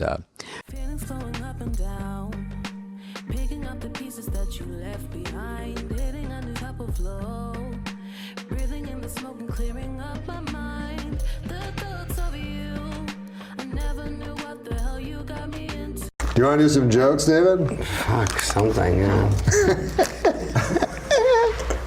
Well, here's a very, what do you call it? When a joke is just ripped from today's headlines. We have to explain them how the joke's Topical. After being drafted in the 7th round by the Rams, Michael Sam kissed his boyfriend. The celebration didn't end there because on ESPN2 there was full insertion. This is a joke. That's good. A Westchester parking enforcement officer stole $89,000 in quarters.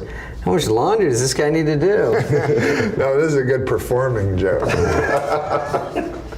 The man behind the voice of Tony the Tiger. Sadly, the man behind the voice of Tony the Tiger died at 64. His last words, "I don't feel great." I gave it something. Yeah. Are these left over from when you did updates? We are living in a golden age. I go, can we just tell people we went in the behind and we don't have to really do it? The behind. I'm trying to clean up your fucking show. We're living in a golden age of Adam masturbating to interracial granny porn. Jen told you that one in confidence. That's fine. To stop a pit bull attacking her daughter, a Texas man bit the dog. Well, that's an interesting story. A man bites a dog. It's not what I would call news. Man bites dog? Yeah. Used to be dog bites man, right? Yeah. Is that the joke? Yeah. I don't get this. I don't get it, really. Do you write these for real? These come from the fucking YouTube subscribers or whatever.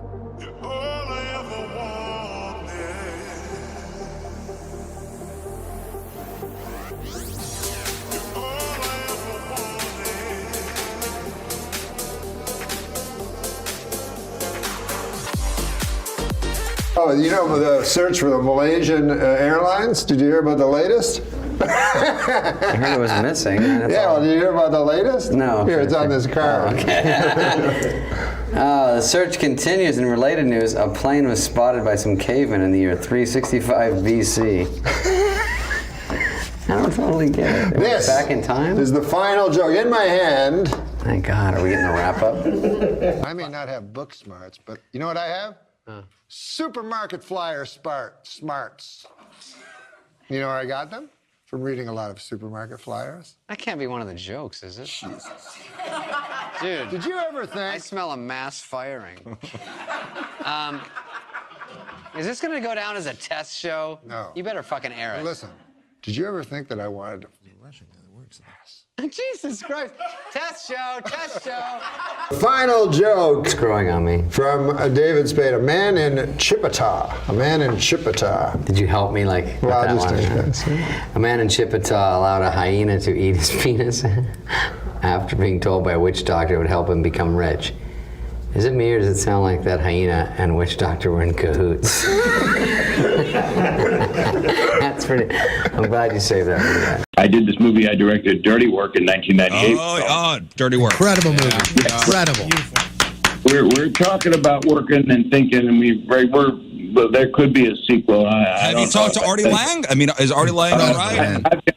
Artie's hard to get a hold of. Have you talked to Artie Lang? No.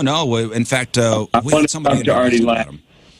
If anybody hears this, can tell Artie Lang to text me back. So I talked to Norm quite a bit and love him and Artie, and it's a pretty cool thing if it goes, which is looking very nice. We are talking about possibly trying to do a sequel, and we've got some permission of the big cheeses, but we're not there yet. But you'd both have to be in it if we do it, so that's all there is to it. Because funniest people, we need to. Norm is regarded by most funny people to be one of the funnier people alive. And we've had some real interesting shit happen together. It's, I made Dirty Work, so that's a year with Norm MacDonald. Yeah. And it's like Entertainment Tonight was there while I was directing it. And for the cameras, he goes, I'm whispering in his ear some stuff, giving him some notes. He goes, why am I listening to the dad from Full House? Why am I taking direction from the video guy? God. He just states the obvious as loud as he can. And he also knows the secret of quiet. When you get real quiet, how you draw people in. And then his construction of things is amazing. You would think that missing Norm sucks ass. It's just I can't believe he's gone either. I talk about him in present day. Well, you wrote a sequel for Dirty Work. I did. And we had the money? Yeah, we were going. That's unbelievable to me. Yeah. And Norm, I didn't think he was going to die. And I didn't know. I was going to say, did you know? I mean, writing a sequel that stars a guy who's got leukemia is not a smart move. So when nobody knew, and he wanted it that way, and I think it was also him being a gambler at heart. You know, with life, he thought he could get through it.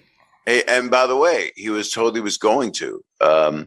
So I think it's those last few weeks. I think he was really thinking he was going to beat it, and we were set to go. And so you were going to be getting the phone call. Yeah. And I told you that when I was in New York. And It's really good script, and he and Lori Jo Hoekstra, who I love. Yeah, Lojo, the great LJ.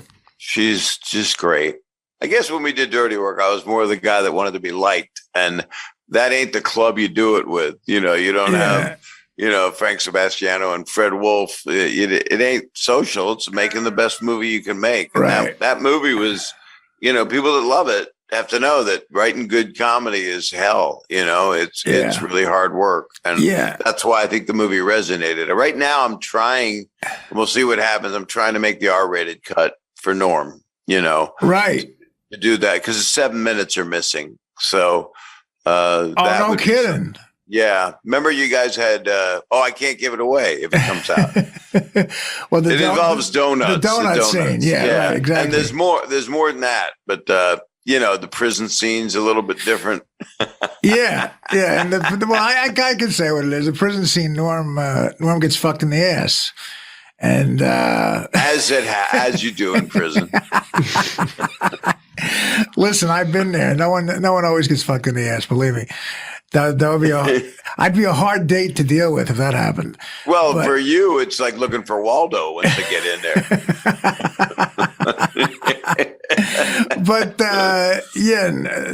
anyway, Norm says after he gets fucked in the ass, you know what hurts the most is the lack of respect. That's what hurts the most. But the other thing hurts the most, the anal rape. Right. And that got cut out. But we used a wide shot, and amazing that it worked. That and the other thing. Right. And I had Norm loop it, and he went, God, looks like I said that. So he didn't. You said anal rape, Norm. And so hopefully we'll put anal rape back in where it belongs in Dirty Work. Anal rape belongs no further than your friendly podcast and your friendly movie makers. We hate the most.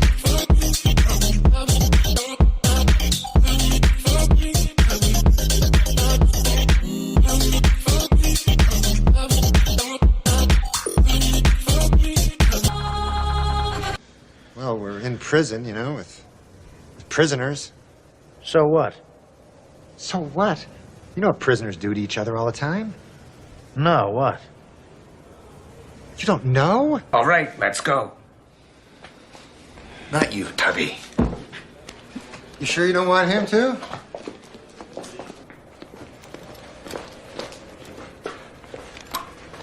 You fellas have a lot of growing up to do, I'll tell you that. Ridiculous. You know what hurts the most is the lack of respect. That's what hurts the most. Except for the other thing, that hurts the most. But the lack of respect hurts the second most. All afternoon, as we do this, you've been playing on and off with a cigarette. Do you smoke? I quit smoking a year ago. Good for you. Thank you. You quit smoking? Yeah. And you, when you smoked at the Tomorrow Show... We puffed. We didn't smoke. We puffed. You probably caused many children to start smoking. So you hold a cigarette and you never light it? Yes, it helps me. I have an oral fixation, the doctors tell me. That never... I'm like Beretta. Are you doing this to be a funny thing, or do you really have to I'm doing it. No, I feel that I have an oral fixation. You know about that. I don't have that, by the way. If it's not this, I go straight. You don't like sucking cock? I don't like sucking cock. I mean, I have done it. Yeah, I wouldn't like it. You know why I wouldn't like it? Why? Aren't those animals, like inside the cum? Like, I remember... The sperm, you mean? Yeah. So to me, like, it's a bunch of animals and stuff. And long. I know to smoke. I'll smoke it for you. If you No, I'm trying to... I just figured it would be rude not to offer you a light. It's nice, but I'm trying not to. And I feel if I... Sitting there with a cigarette. I feel if I took one puff. I have an oral fixation, my doctor tells me, which is not good. How did he know that? I was sucking his cock. I was sucking his cock. Okay, since nicotine is such an addictive drug, do you think someday you'll have to have a prescription to buy a pack of cigarettes? Well, they always bring up the Constitution and talk about how we should still have the right to a militia and all that. But let's face facts, this country was built on tobacco growers. So, if you're going to start changing If you're not going to change one thing because it comes from way back then, you can't change this either. There are farmers out there who make a living. Tobacco is one of the crops that got this country going. So, no, I don't think they'll ever make it illegal. Yeah, no, they shouldn't make it illegal. I know. I think Norm's backing me up on that. What motivated you to quit? Well, I guess I read this thing about how it was like a phallic symbol, and my doctor went in. He said, you probably have an oral fixation, which you know what that means. Let's not kid ourselves, right? So that's why I always smoke like cigarettes instead of cigars, because if I'm gonna have I like a little white thin cock, you know.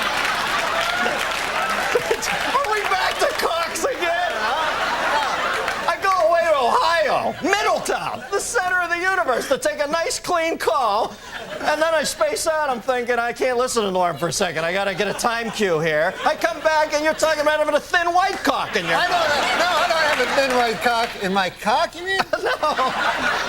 In my mouth. No, you misunderstand. What I'm saying is this. I'm just saying don't make the mistake of thinking I fucking listen to you.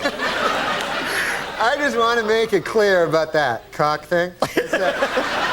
I was just saying, if I ever was gay, if they suddenly made it mandatory or something, then I would choose the smallest cock, and I would like a guy that came fast.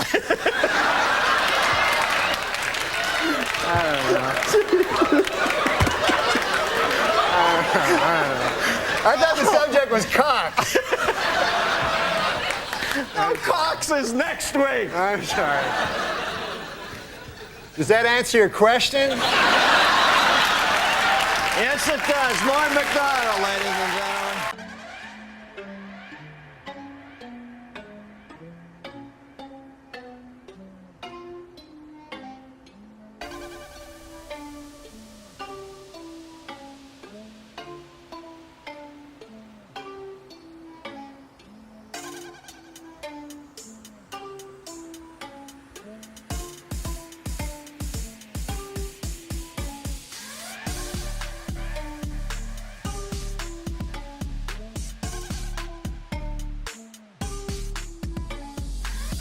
Iron horse of broadcasting. It's iron. You don't pronounce it iron. That's what everybody tells me. It's the iron horse. Like Lou Gehrig was the iron horse of baseball. Yes. The word I-R-O-N is iron. No, iron. Iron. Right. Not. It should be iron. That's what makes English the world's toughest language. Yeah. You know, right? Sure. It is the Because toughest language. To me, learn. it's the easiest. Yeah. And take a look. It's cast iron. It's if I cast remember. iron. Iron. Cast iron grilling grates that Are you kidding when you say iron? You know what? Don't be like fucking Larry King. That motherfucker, I say iron and he's up my asshole for fucking 4 days. I heard you had Larry King on here. Cast Your iron. show that's amazing, by the way. No one gets on Larry King. Larry King gets you. Cast iron grilling grates. Look at that. Why doesn't that clock work? Why doesn't that cock work? That clock works. My cock works. Oh, this clock over here. Your mind is going somewhere, Norm. No, I thought that's what you said. I was trying to. What? No, iron horse. What did you say? Iron. Iron. You got it right. Iron. You know, I'll tell you this, Larry. Say what you want about how huge and fat my head has gotten, but who'll forget it. Try iron. But here's what I heard Larry King say one time. This woman had lost her child, for some reason, dead, And then Larry King said, Paul Newman told me you never get over it. Like a psychopath question. That's what I heard Larry King say to a guy once. The guy had lost his child. Oh, no. And Larry King goes, Paul Newman told me you never get over it. It's like some unfeeling psychotic. I had all my kids on Larry King one time. Yeah? And I had my little boy Buck. Was about 7 then. I had all. You mean all it was 5 one of those my, ones where it's a bunch of chairs yeah, in there? all 5 of my kids and. On set? Yeah, getting interviewed there, and he asked to talk to everybody, and then he looks at my little boy and he goes, So who's your mom? Well, he said he never researched. He doesn't do any research. He goes, my kid goes, Mom.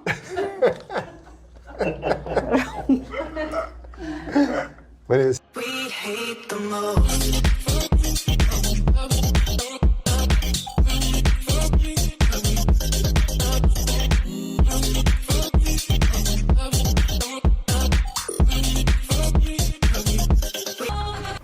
That's the one thing I fear is dying. Man, that haunts me. Because the thought of not existing, you know, it's like, you know what the new thing they call it is? Dirt nap. Good God, Larry. That's what they call it, a dirt nap. You would not say that on Hulu. No, I wouldn't say that, but I'd say it here. Terry, he's sitting in the chair you were sitting in, and I asked him, what do you think about most of the time now? You don't have a show anymore. He goes, death. I was like, good God. I'm trying to do it. I'm trying to do a little breezy conversation. And then he's like, I don't believe there's anything afterwards either. Just dirt. You're smothered in it. I'm like, all right, easy. And he looks like he's been already dead 10 years. He looks so much older than he does, doesn't he? We saw him in Hawaii. Calm your fears about death? Yeah, please. Be serious. Are you being serious? I'm being completely serious. Because I used to be, as he knows, obsessed with it. And I would ruminate it all night on it. And then I came to a realization that you and death will never intersect. As long as you're here, death is not. As long as death is there, you are not. Yeah, but since you know it's coming. Oh, but, you don't want that. And we were like, Jesus Christ, it's like, I don't know, like a gargoyle. But then the next month or so, remember, I went to do a show, and he looked good. Like, I guess they put makeup on. Oh, yeah, they get the people that work over at Madame Tussauds. but then he lights up, of course. It's like those performers that, like Rickles, and then he's on stage, and all of a sudden, so that's the great thing, I guess.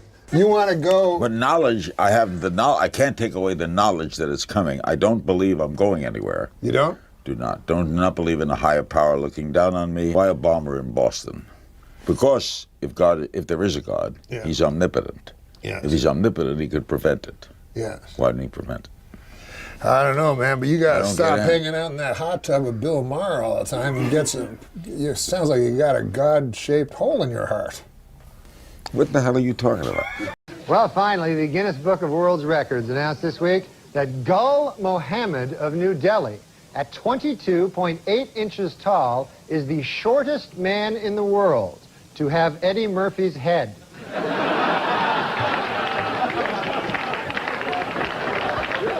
One time when I had my sitcom, the showrunner goes, why don't we have a big star every week do the cold opening? And I go, oh, sure, yeah. And he goes, you can get big stars, right? I'm like, no, I can't get anyone. And when they go, we got Eddie Murphy on the phone. I'm like, why, what? And they're like, yeah, for the cold opening. And I go, what cold opening? And so they hand me this script, so I'm talking to Eddie Murphy, and I don't know Eddie Murphy. And he's being like super zen-like, He's an amazing guy because he's like all zen and peaceful. And then he tells a story and it's hysterical. Like all of a sudden he's doing voices. Because he was talking about being a director, and he goes real peacefully, He's like, the directors in Hollywood are very tough to find one. Frank Oz was magnificent, but I was very unhappy with the other directors. Finally, I had to direct myself. I directed Harlem Nights, and the Red Fox was in it. And so Red Fox came to the show once, and he was having trouble with the IRS, and he owed all this money. So he kept trying to sell me things. And he would come to the set, and he would go. And then all of a sudden, he's super funny, right? After doing this real flat voice. And he goes, and then Red Fox would say, hey, Eddie, you like Elvis? I got Elvis's watch. How'd you like to buy Elvis's watch? Elvis, give me this watch. So I said to him, hey, Red, how long have you had Elvis's watch? He said, I had it for 40 years. I go, that's not Elvis's watch. That's Red Fox's watch. I ain't buying Red Fox's fucking watch. So it's like super funny. And then he go back again to be Zen-like. So I said, so as I'm talking to him, I'm leafing through this fucking awful fucking shit of a cold opening that they're having him do. And so it's like, white guys writing for black guys, what they think they'd say is just awfully, horribly racist. And so he says to me, he goes, I'll do it. If you tell me it's funny, I'll do it. And I go, it's not funny. Oh, wow. I didn't know what else to do. I didn't know what else to do. So I was calling because I wanted to get your take on Eddie Murphy hosting the Oscars. I think you're like the funniest SNL guy ever, and I just wanted to know what you thought about Eddie hosting. Well, I think Eddie is unbelievably funny. Like, I always loved Eddie, and I couldn't be happier that he's hosting the Oscars. Obviously, last year, the Oscars were the worst hosts ever, It was Anne Hathaway and James Franco. And I think they tied for worst ever. I think they did, yeah. But he might have Eddie- been a little worse, just a little. Because at least she's nice She to was look at. trying a little bit. She was trying, yeah. But Eddie, what I like is because Eddie's become a little like Zen-like and so forth. He's a very intelligent guy, and he's stepped back a little from the crazy Eddie of old and stuff. And I think this is going to burst him back to the incredibly funny Eddie Murphy. I can't wait to see it, man. I would write for that. I would write if anybody's listening in the Eddie Murphy camp. There's a big camp. I will write for that show.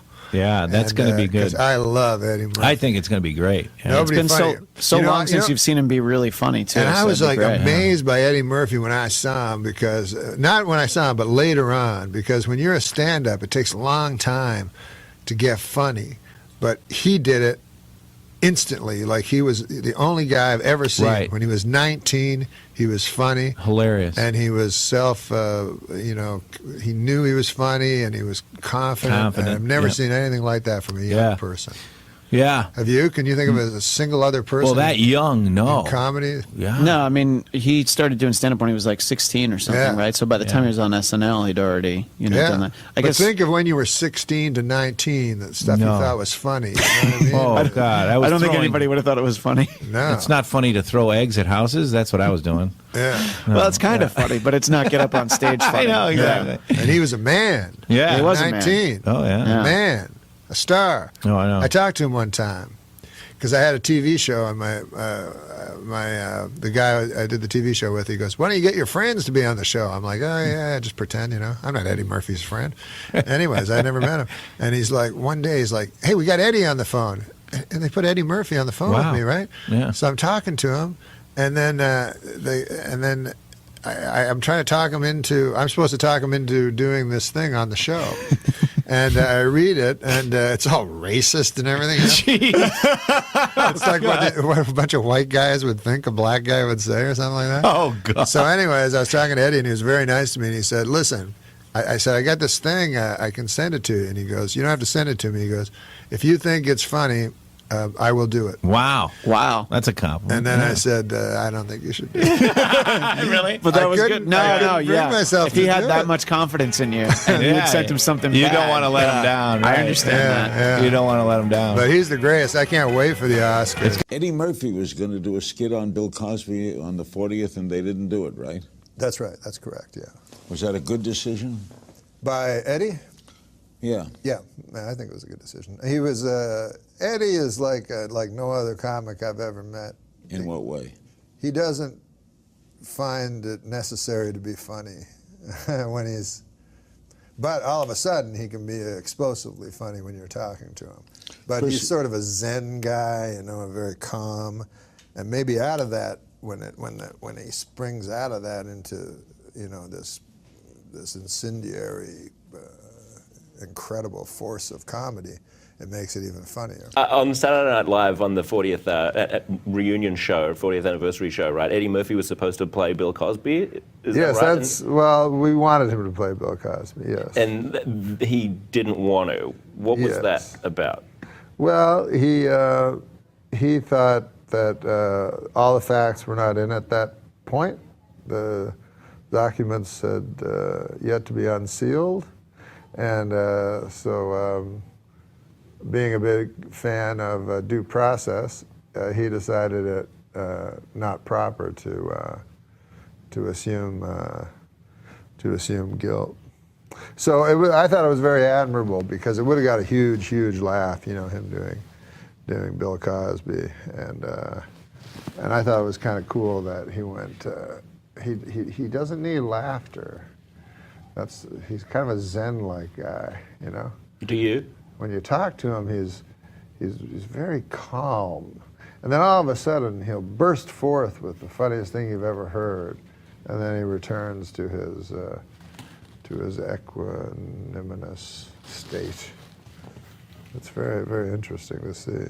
How do you figure out how much to share about what goes on behind the scenes at SNL? Because I know that you were talking about Eddie not doing Bill Cosby on Howard Stern's show, and Seth Meyers wasn't crazy about that. He came out about the Ellen and said, I wouldn't have told that story. Seth Meyers said that? Yeah, he said, do we have the quote here? Just bring up the quote. He said, I wouldn't have told it. I feel the same way. I think when you're at SNL, you're seeing so many different things behind the scenes. There are often things to give away that are yours to give away. Norm played it in a way that is very Norm MacDonald.